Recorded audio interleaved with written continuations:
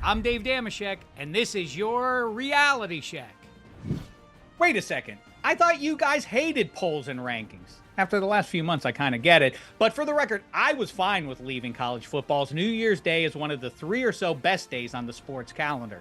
But I lost the popular vote. That's fine by me. I also ranked football uniforms and Quentin Tarantino characters and Apple varietals.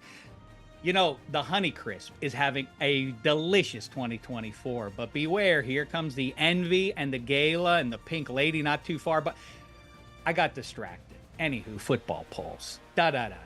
What are they good for? Absolutely nothing. They should have been the year we were finally free of this scourge. Instead, they're growing. Now we've got rankings from writers and coaches and computers and Bubble Watch and now NFL power rankings. It's like that old I learned it by watching you drug ad in reverse with the rankings starting with college kids, but now dad's doing them too. What in the hell are NFL power rankings? As you may know, we already have power rankings, otherwise known as the standings, not to mention point spreads. And speaking of points, isn't replacing polls with a postseason tournament the whole point? Can't we just accept what Bill Parcells told us? You are what your record says you are.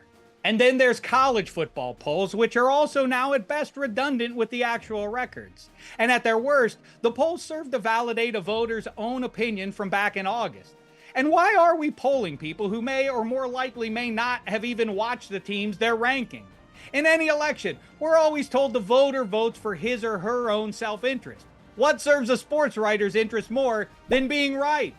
The SEC benefits most from this preemptive affirmation. Witness Bama and LSU, both with multiple losses. We're sitting here again. But both have inarguably had several very good seasons this millennium alone. What relevance that has now is less clear. What's one loss Texas done to deserve being ranked ahead of undefeated Power 5 teams? Oh, that's right, they're in the SEC now too. But here's a thought. Maybe the parity of the SEC this season is owed to all those teams being BB pluses. These alleged quality wins are a mirage created by preemptive rankulation, overpopulating the 12-team playoff era. Even worse, the SEC teams are benefiting from something called quality losses. What's that mean? Just because you bump into an A-lister doesn't make you into a celebrity yourself. Well, unless you're Pete Davidson. It's not just SEC bias, it's brand name bias too. What's the U done other than being the U? If the SEC gets the benefit of the doubt over the Big Ten, shouldn't an undefeated Big Ten team get the same benefit over an undefeated ACC team? Now you may be asking, does me being an Indiana University graduate have anything to do with this? Yes. Yes, it does. Just like the voters have their biases. For what it's worth, I'm not anti-ACC. I'm a Pitt fan from way back. And either way, my personal life is none of your business. Who are you, a cop? Now you're getting me all worked up. So here's a list that matters. The worst foods to eat or drink after brushing your teeth. Number 3 is an orange. Number 2, Cabernet Sauvignon. And at number 1, lox and cream cheese.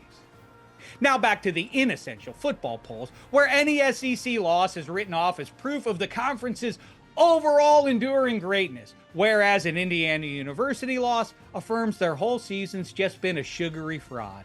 Why? Because the voters are anxious with that pin in their hand ready to prick the balloon to say, I told you so. To some degree, at least, the actual results don't matter nearly as much as what these voters thought before Labor Day. Don't you see? It's all silly and unnecessary. So let's free us up for more time for ranking important stuff, like the best color of food. It's probably brown. Red's good though too. Or the worst alphabet letter, probably Q. But hey, where are you going? Come back. Smetana. We still need to figure out how a team that lost to Northern Illinois at home is ranked 10th in the whole country.